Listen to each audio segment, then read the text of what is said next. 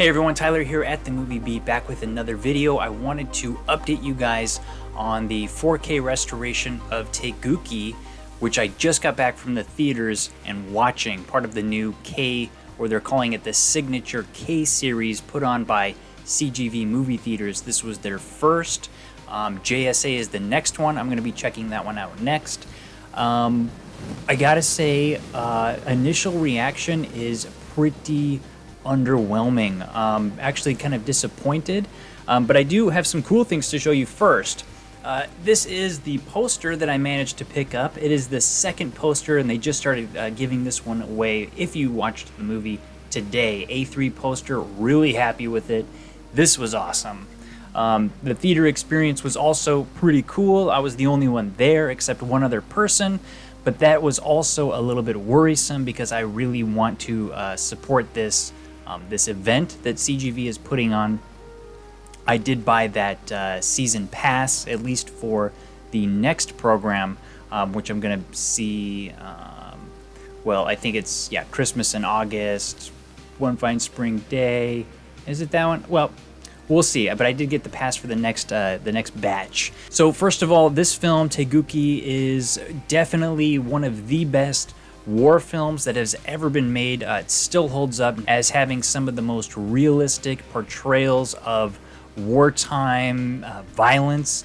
It was just so realistic, and it's often compared to something like Saving Private Ryan, very, very accurately compared to, and I think even Taegukgi is a little bit more unrelenting in just that visceral display of just the war, the craziness and everything. I mean, it's such an amazing story as well. We've got two brothers played by Won Bin and Jang Dong-gun, really just kind of torn from their families, their lives upended like so many other people.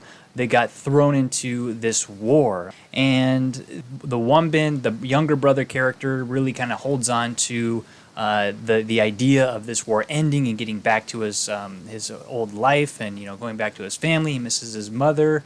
He doesn't know what he's doing in this war. He shouldn't even be there. He's got a weak heart. His brother is pretty much there to protect him, played by Jang Dong-gun. And his brother kind of gets washed away in the accolades that he gets because he's really a natural leader when it comes to like war type things. He's very brave, and that kind of puts him, it elevates him, and it kind of, he gets carried away with it. He also gets very jaded by some of the different atrocities that he witnesses, and these brothers are really torn apart, and it's so sad. It's a very good metaphor for just the Korea's north and south, really one people going at it. Each of them just trying to tell each other, like, snap out of it. We're fighting ourselves. This is nuts, and it's touching even to this day.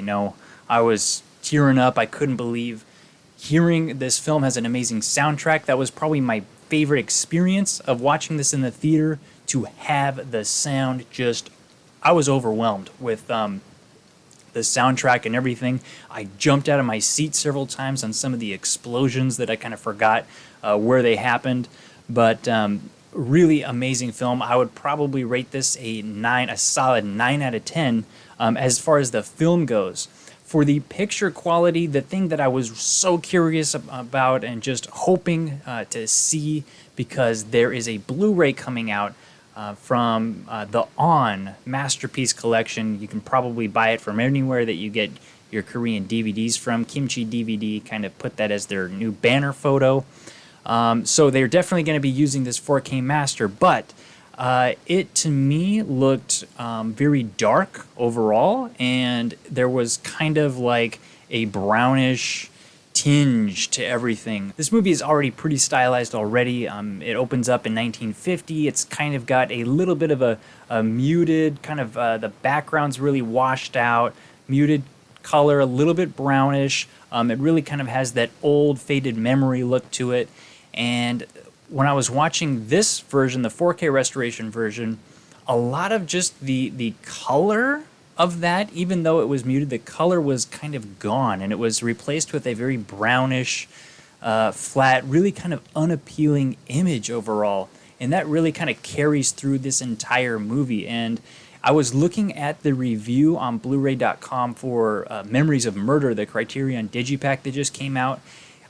You could take that verbatim, the I believe it's the third paragraph, and it was the summary paragraph in the video section, and you could copy and paste it into, I mean, I could just read it to you. It's so accurate from my experience with this one. It says this entire film has a completely different color scheme now. It looks greenish brownish and emphasizes heavy ranges of blacks. So the darkness that I felt in this movie, the blacks, and I got home immediately and I popped in my Korean Region 3 DVD, and it kind of has a similar issue that I can see that was just kind of accentuated with this remastering, but a lot of faces, because like I said, the skies, the backgrounds are really washed out a lot, and that was kind of an intentional choice with the look of this film.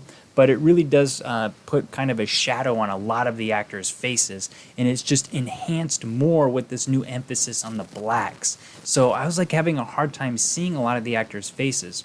Continuing, the diverse primaries and supporting nuances from the previous release are eliminated. You could pretty much say that about this remaster as well. The film tends to look flatter as well, and I was thinking to myself in the theater, this looks so flat. You know, you've got a lot of people on screen, a lot of depth to these packs of these troops, and it looked kind of flat overall. I would agree with that there. Continuing, the film tends, especially in darker indoor and nighttime footage where the finer detail used to be easy to recognize. There are some traces of digital work that are responsible for the flattening, but the blacks are often too overwhelming as well, causing plenty of crushing and even minor smearing.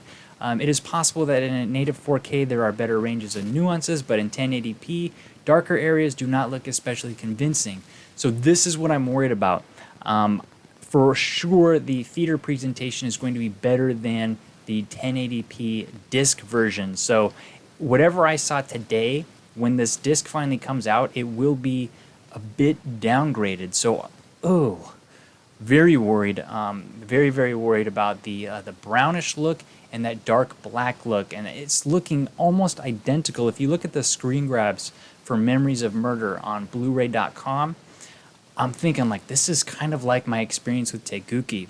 So, so I will say detail and clarity compared to the DVD version, through the roof, a million times better. I couldn't believe I could see the hairs on Jang Dong-gun's head. I could see kind of the frayed edges on the military uniforms. I could just see so much. It is crystal clear, except this muddy brown wash that's over it. And there's a lot of intense handheld shaky cam, a lot of dark scenes. Sometimes I couldn't really even tell what was going on because it was so dark.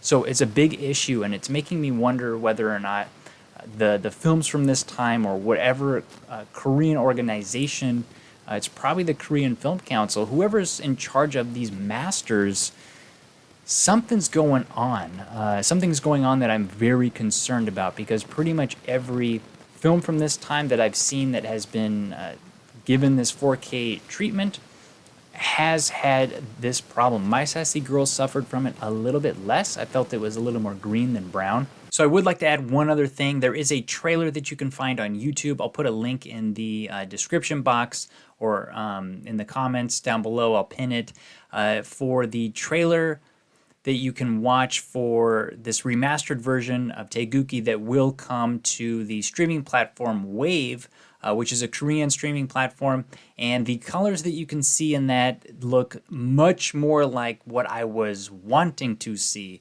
That looked nothing like the presentation that I got in my theater experience. So I think there is still a lingering hope, a light at the end of the tunnel, that something can be tweaked when this comes out on Blu-ray, or that you can tweak on your home set.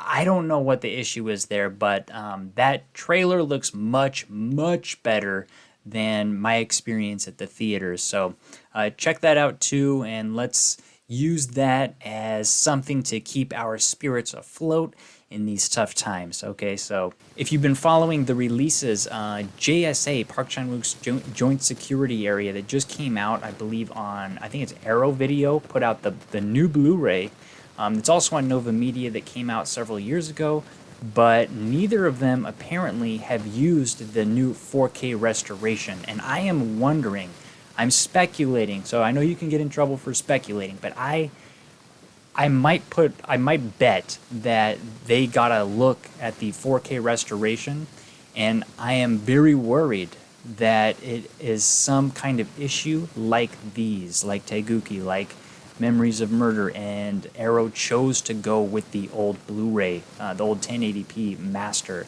They did not go with that 4K restoration because of these same issues.